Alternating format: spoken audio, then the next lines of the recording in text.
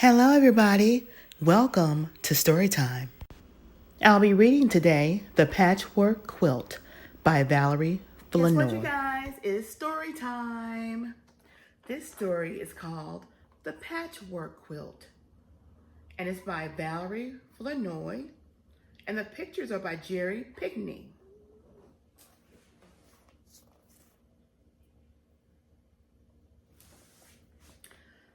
Tanya sat restlessly on her chair by the kitchen window. For several days, she had to stay in bed with a cold. But now Tanya's cold was almost gone. She was anxious to go outside and enjoy the fresh air and the arrival of spring. "Mama, when can I go outside?" asked Tanya.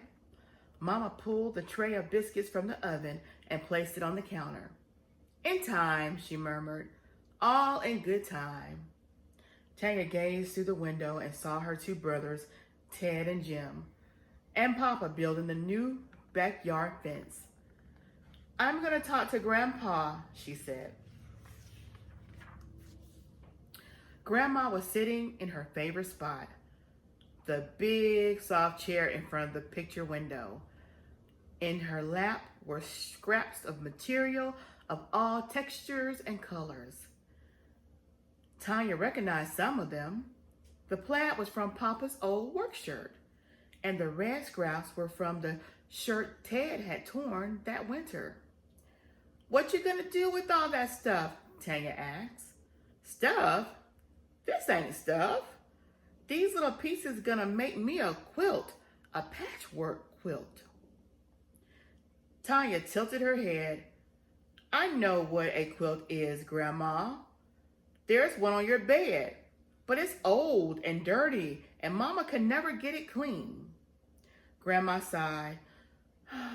"It ain't dirty, honey. It's worn, the way it's supposed to be." Grandma flexed her fingers to keep them from stiffening.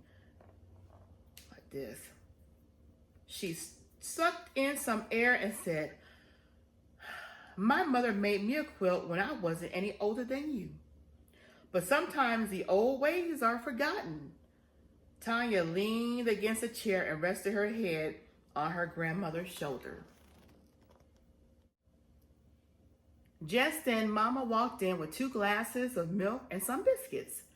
Mama looked at the scraps of material that were scattered all over. "Grandma," she said, "I just cleaned this room and now it's a mess." "It's not a mess, Mama," Tanya said through a mouthful of biscuits. "It's a quilt." "A quilt? You don't need these scraps. I can get you a quilt, Mama." Grandma looked at her daughter and then turned to her grandchild. "Yes, your mama can get you a quilt from any department store, but it won't be like my patchwork quilt, and it won't last as long either." Mama looked at Grandma, then picked up Tanya's empty glass, and went to make lunch.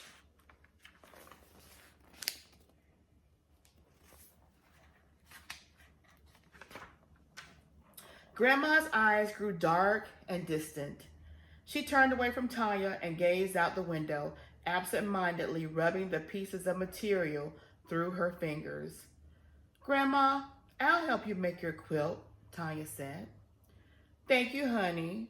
Let's start right now. We'll be finished in no time." Grandma held Tanya close and patted her head. "It's going to take quite a while to make this quilt. Not a couple of days or a week, not even a month. A good quilt, a masterpiece." Grandma's eyes shone as she thought. "Why, I need more material, more gold and blue, some red and green. And I'll need the time to do it right. It'll take me a year at least."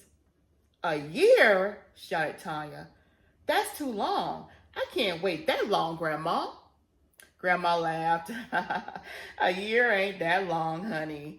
Making this quilt gonna be a joy. Now run along and let Grandma rest." Grandma turned her head towards the sunlight and closed her eyes. "I'm gonna make a masterpiece," she murmured. clutching a scrap of cloth in her hand just before she fell asleep.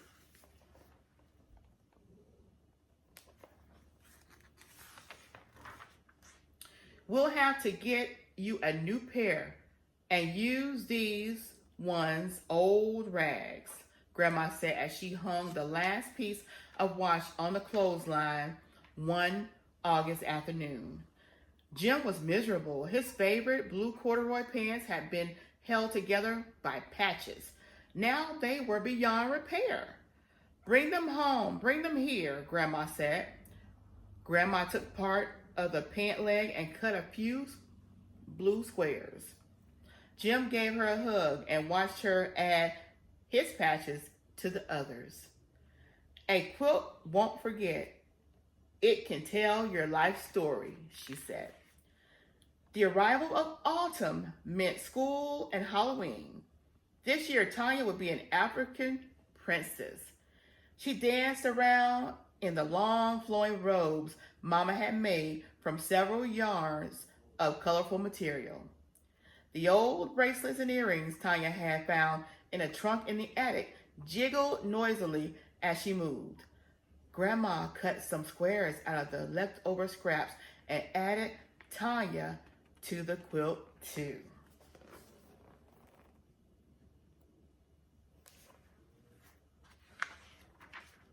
The days grew colder, but Tanya and her brothers didn't mind. They knew snow wasn't far away. Mama dreaded winter's coming. Every year she would plead with Grandma to move away from the drafty windows, but Grandma wouldn't indulge. She wouldn't budge. Grandma, please, Mama scolded. You can sit here by the heater. I'm not your grandmother. I'm your mother, Grandma said, and I'm going to sit here in the Lord's light and make my masterpiece. It was the end of November when Ted, Jim, and Tanya got their wish. They woke one morning to find everything in sight covered with snow. Tanya got dressed and flew down the stairs. Ted and Jim and even Mama and Papa were already outside. I don't like leaving Grandma in that house by herself, Mama said. I know she's lonely. Tanya pulled herself out of the snow, being careful not to ruin her angel. Grandma isn't lonely, Tanya said happily. She and the quilt are telling each other's stories.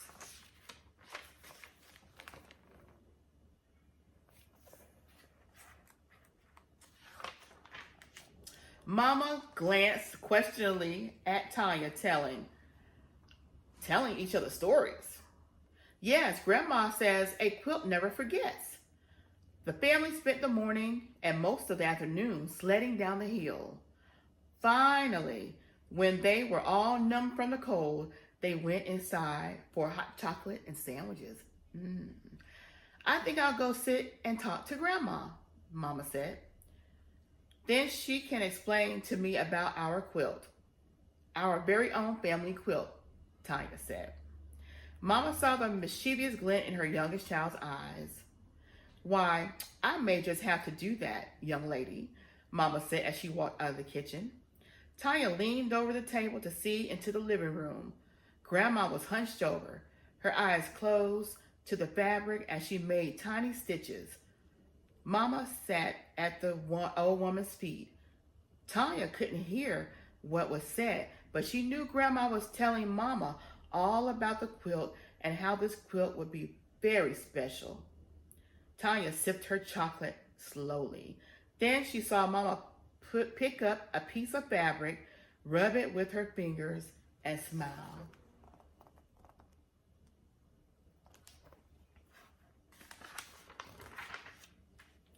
From that moment on, both women spent their winter evenings working on the quilt. Mama did the sewing while Grandma cut the fabrics and placed the scraps in a pattern of colors. Even while they were cooking and baking all their Christmas specialties during the day, at night they still worked on the quilt. Only once did Mama put it aside. She wanted to wear something special Christmas night, so she bought some gold material and made a beautiful dress. Tanya knew without asking that the gold straps would be in the quilt too. There was such singing and laughing that Christmas. All Grandma's sons and daughters and nieces and nephews came to pay their respects. The Christmas tree light shone brightly, filling the room with sparkling colors. Later, when everyone had gone home, Papa said he had never felt so much happiness in the house, and Mama agreed.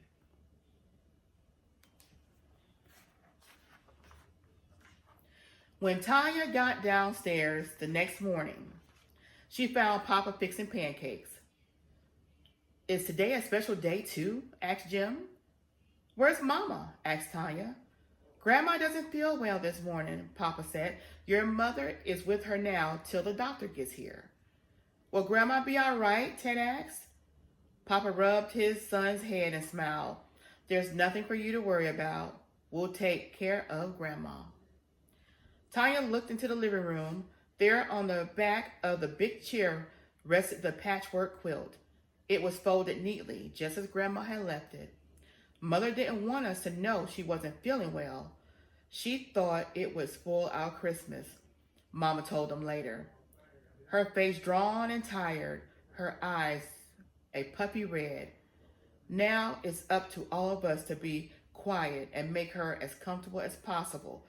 Papa put an arm around Mama's shoulder. "Can we see Grandma?" Tanya asked.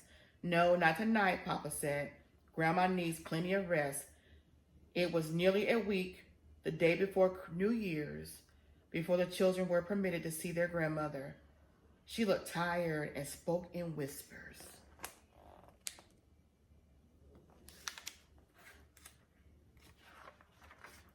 "We miss you, Grandma," Ted said. "And your muffins and hot chocolate," added Jim. Grandma smiled. "Your quilt misses you too, Grandma," Tanya says. Grandma's smile faded from her lips. Her eyes grew cloudy. "My masterpiece," Grandma sighed. "It would have been beautiful, almost half finished." The old woman closed her eyes and turned away from her grandchildren. Papa whispered it was time to leave. Ted, Jim, and Tanya crept from the room.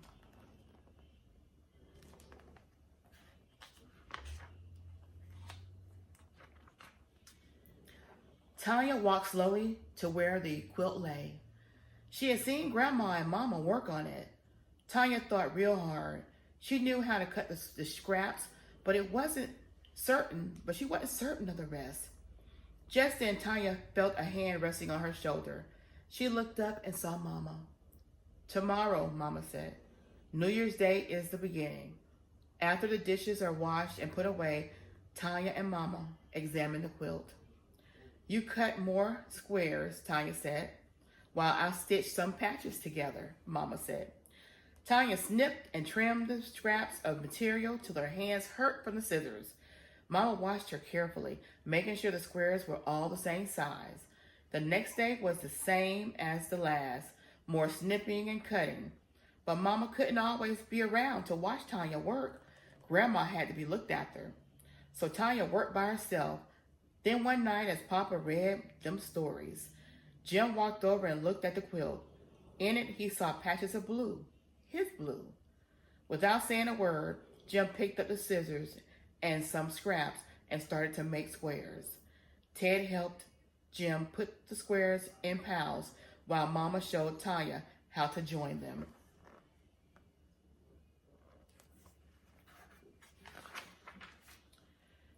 Every day, as soon as she got home from school, Tanya worked on the quilt. Ted and Jim were too busy with sports, and Mama was looking after Grandma, so Tanya worked alone. But after a few weeks, she stopped. Something was wrong. Something was missing, Tanya thought. For days, the quilt lay on the back of the chair. No one knew why Tanya had stopped working. Tanya went and looked at the quilt. Finally, she knew. Something wasn't missing. Someone was missing from the quilt. That evening, before she went to bed, Tanya tiptoed into Grandma's room.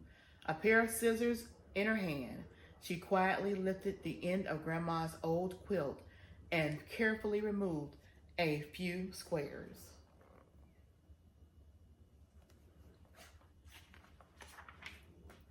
February and March came and went as Mama proudly watched her daughter work on the last few rows of patches. Tanya always found time for the quilt. Grandma had been watching too. The old woman had been getting stronger and stronger as the months passed. Once she was able, Papa would carry Grandma to her chair by the window. "I needs the light. I needs the Lord's light," Grandma said. Then she would sit and hum softly to herself and watch Tanya work. "Yes, honey, this quilt is nothing but a joy," Grandma said. Summer vacation was almost here. One June day, Tanya came home to find Grandma working on the quilt again. She had finished sewing the last few squares together. The stuffing was in place, and she was already pinning it to the backing. "Grandma!" Tanya shouted. Grandma looked up. "Hush, child. It's almost time to do the quilting with these patches. But first, I have some special finishing touches." The next night, Grandma cut the final thread with her teeth. "There, it's done," she said. Mama helped Grandma spread the quilt full length. Nobody had realized how big it had gotten or how beautiful. Reds, greens, blues, and golds, light shades and dark, blended in and out throughout the quilt.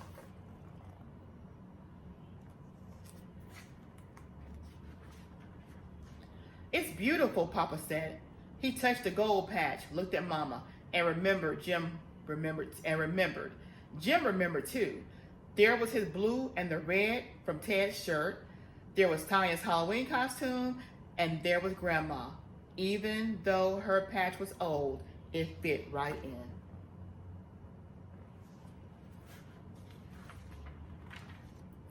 They all remembered the past year. They especially remembered Tanya and all her work. So it had been decided. In the right-hand corner of the last row of patches was delicately stitched, "For Tanya, from your Mama and Grandma." Look at that. That's beautiful. If you could, what would you like to help someone make? I'm asking you. Give reasons for your answers. If you could, what would you like to help someone make? The quilt took about a year to make. How did the author show you how much time had gone by? In this story, how did the author that wrote this show you how the time went by? You can rewind and listen to it again, that's fine. But I wanted your answer. Also, write this. Think of something you have made or would like to make and write a letter to Tanya about it. Think of something you have made or would like to make and write a letter to Tanya about it. And I want you guys to go in the comment section and answer as truthfully as you can. This is a wonderful book. I loved it from beginning to end. It's the Patchwork Quilt, and it's by Valerie Flournoy, and the pictures are by Jerry Pickney. There you guys go. And I sure hope you enjoyed this beautiful reading, story time. Come back again and we'll have another story time. Bring your friends, bring your family, bring your mom and dad, bring your brothers and sisters. Take it to school. Share. Let everybody know. PROMOSTK, ASMR Sounds, where I'm reading story times. Thank you. Have a wonderful day. Please answer these questions in the comment section below, and like, comment, subscribe, and share with everyone. Thank you so much.